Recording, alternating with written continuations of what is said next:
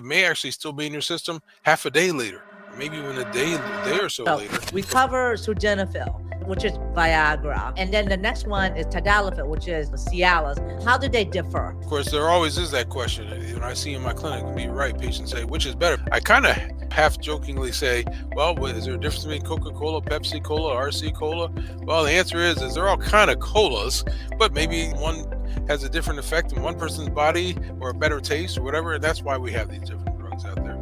There is a true difference in some of the pharmacology of these drugs, even though they work in a similar sort of way to promote the erection response. And one thing about tadalafil, which is Cialis, that it's formulated slightly differently by the manufacturer, such that it's degraded in the body somewhat more slowly. And therefore, it has this is what we call a longer half-life. But one thing about tadalafil is compared to sildenafil and vardenafil and some of the others that are currently available, is that it has a longer half-life.